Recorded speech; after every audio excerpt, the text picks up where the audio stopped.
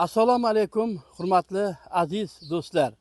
Barchangizni yaqinlashib kelayotgan bayram, xotira va qadrlash kuni bilan chin yurakdan muborakbod aylaymiz. Ko'ryapsizmi? Insonning aql zakovati, insonning mehnati, qilgan yillar davomidagi mana shu o'zidan nimadir qoldirishga harakat qilishlari bu albatta bugungi kunda o'zining ijobiy samarasini beradi. Bugun biz sizga umrlari haqida, u kishining kechirgan kechinmalari haqida hikoya qilmoqchi bo'lgan 100 yoshdan oshgan angorlik shu Marziya onamizni ham ana shunday qalbidan, ko'nglidan, yuragidan kechgan kechinmalar xuddi mana shu daraxtning mevalarida yashiringan sirlarga o'xshaydi. Keling, yaxshisi onaxon bilan suhbatlashib, u kishining bugungi hayoti, kechmishi, o'tmishi va taqdiri haqida sizlarga hikoya qilib beraylik. Siz bilan biz mana suhbat qilayotganimizda soyasida o'tirgan mana shu tut daraxtini ham 100 yoshdan oshgan onamiz o'z qo'llari bilan ekkanlar va bugun uning mana shu mevasidan bahramand bo'lib turishibdi bu oila. Avvalambor bayramingiz muborak bo'lsin. Rahmat. Rahmat ulim. Men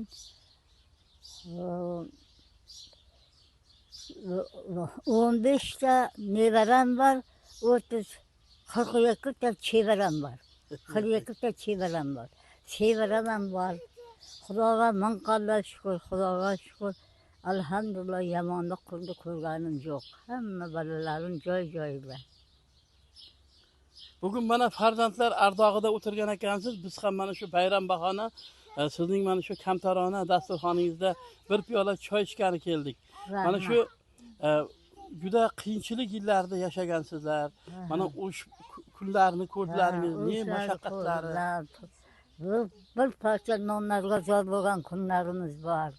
Shunday kunlar ko'rdi. Xudoga shukr, endi hamma yer nondan to'la. Qayerga borsangiz qoningiz to'q. Mana mo'ltonlar ham nonni olmaydi endi. Avvallari nonlar, bir ushoq nonlarga zor bo'lgan odamlar bor. Mashoq tergichi edik. Kechalab bug'doy o'rgichi edik. Kunduzi paxta tergichi edik. Shunday kunlarda o'tdi. Xudoga shukr, endi hammamiz joy-joyida. Aytishlariga qaraganda shu ba'zi bir oilalar shunday bo'lgan ekanki, mol yeyadigan kunjarani ham yeb shishib o'lib qolgan paytlar bo'lgan. Chigitni quvurib yeganlar bor. Chigitni. Mana chigitni quvurib yeb o'lganlar ko'p bo'ldi. Xudoga shukr, meni otam katta damli, unday kunni ko'rganimiz yo'q. Unday jamonni yeganimiz yo'q tag'in. Eshitdik, shishib o'libdi, paloni o'libdi. Ko'miyakan nesa yo'q, tavalagama, nimagama, kiyizgama o'lab meni ko'nganda. Shunday kunlarni ko'rdi. Xudoga shukr, endi alhamdulillah, o'ziga shukr, hamma narsa joyida bor. Rahmat. Sizga yana uzoq umr tilaymiz. Siz xalqimizga, elimizga duo qilib turing. Biz siz haqingizda yaxshi niyatlarni aytaylik. Bugun aziz bizni kuzatuvchilar, u kishining farzandlari Rahmidon aka ishonib, xonadoni mana shu birga turadilar va Rahmidon akani yaxshi taniysizlar. Ko'p yillardan buyon mana shu bloger sifatida o'sha yurtning eng oldi shu insoni sifatida o'zlarining fikr va mulohazalari bilan ijtimoiy tarmoqda ishtirok etib turadilar.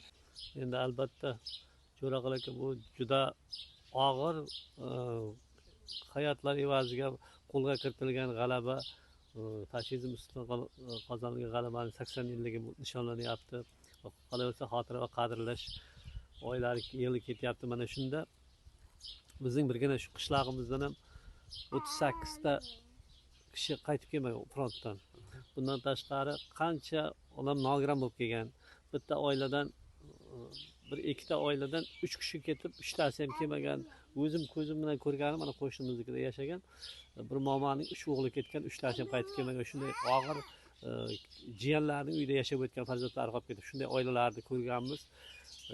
Endi albatta bu unutish kerak emas. Bu anolarni yosh yigitlar bugun bizga endi katta ko'ringan bilan ular yosh 20 yoshda, 22 yoshda yoshligini shu fashizmning bir balosidan qutqarish uchun, vatanni umuman insoniyatni qutqarish uchun o'zlarini jonini bergan insonlar, albatta bu unutib bo'lmaydi. Hammani mana shu bayram bilan tabriklaymiz. Yurtimiz tinch bo'lsin. Yurtboshimizning olib borayotgan bugungi kunga siyosatlari, hamma oilalarda tinchlik, xotirjamlik, chiroyli hayot kechirishyapti. Albatta bu quvonarli, xursand bo'ladigan, xalqimizga bayramlar yarashadi. Shunday bayramlar ko'p bo'lsin.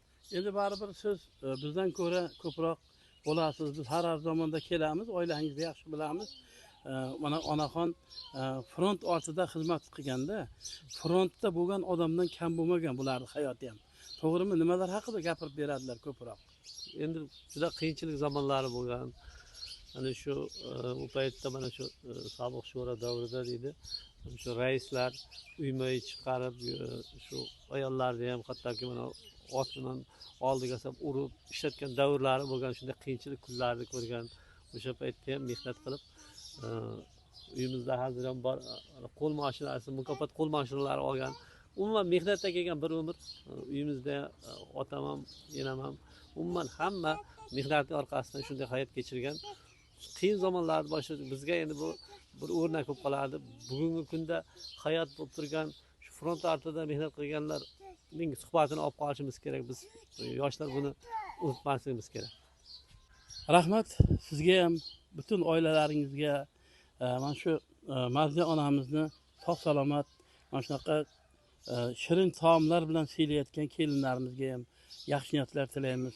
Albatta bugun mana shu bayram arafasida har bitta dasturxon atrofida o'tirgan yoki bo'lmasam tashkilotida mehnat qilayotgan, dam olish kunlarini qilayotganlarga hammaga bugun bayram muborak bo'lsin deymiz. Onamizni yoshini bersin sizlarga ham. Sizga esa sog'lik tilaymiz, salomatlik tilaymiz yana bir karra. Bir xalqimizga, elimizga, mana shu bizni tomosha qilayotganlarga bir urush ko'rmasin, bizni qiyinchilik kunlarimizni ular ko'rmasin deb bir yaxshi niyat qilib duo qilib berasizmi? Rahmat. Ko'p bo'lsin, ko'p bo'lsin. Xudo barakat, tenglik, bulijonlik, vaqti qushlikda bersin.